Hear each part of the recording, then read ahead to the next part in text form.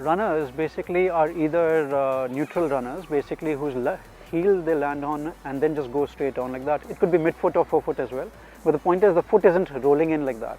When the foot rolls in like that, that's called a pronator. Okay, that's the main kind of runners that you're looking for. There could be ones who could land on the inside of the foot and then roll out. So they're called supinators. They're far lesser percentage of that, like 3 to 5% runners could be like that. So between neutral and pronators, there's a simple test that we can do to find out about it. There's a test that's been done for a long time, the wet test. So basically you wet your soles, you're standing and see how much of that arch do you get or not get. Now the problem with that test is it's a static test, but pronation is a dynamic movement. So what you do is you stand in front of a mirror and your heels, your feet are parallel to each other and you're just squatting down. So you're looking for, are your feet rolling in or not? When your feet are rolling in and your knees are rolling in, effectively it means you're pronating.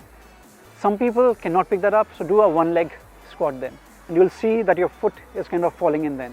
So that's again very good one to tell you if you're a pronator or not. Now this is very important because when you go to the store, you need to know what you are looking for. Most times people at the store don't know that. Now this one is an Adidas ADIZERO ADIOS boost.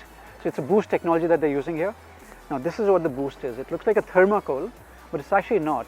It's very, very sturdy. It'll last longer than the older soles that were there. And what happens is the black could keep wearing out as you're using it, but when it comes to this, it's very, very sturdy. It could last as much as 2 to 3 times longer than the older soles used to. It's very, very light, this one. And at Boston, there were top 7 runners who were there, the professional runners who were wearing this. So it just goes to show how good a racing shoe this is. Okay, so coming to Nike Air Zoom Structure 18, this is the new shoe that they've come out with for pronators. Now, what's actually happening here is the sole is triple density sole that is there. So the inside part, this is the right shoe, so this is the inside. The inside one is higher density, medium density and lighter density here. So effectively when they land on the heel here, the foot rolls in, it's stopped by this hard density sole that is there. Okay, whereas this gives you that cushioning bit that is needed. The air zooms that are there here, they are the ones that are giving you the cushioning to bounce back when you land there. So it's an amazing one that they've come out with. Okay, coming to PUMA MOBIUM Speed. Now these are very, very good ones. These are the 2nd generation shoes from them. Now again, the upper is for one single unit, and what's unique about them is effectively they're saying it's been inspired by the cat's paw, right? So when it lands, or even when your foot lands, it expands sideways and lengthwise by 6%. But does the shoe cater to that? Now they've looking at that and saying it'll cater to expansion both ways. So effectively it lengthens and it saves that energy and kind of bounces you off. So it's an interesting one that way. Now coming to Reebok, this is one cushion 2. Now as much as they call it cushion, it's a good shoe, but the point is once you wear it after either the Adidas and or the Nike or the Puma that I just took you through, this is not as cushioned, by the way.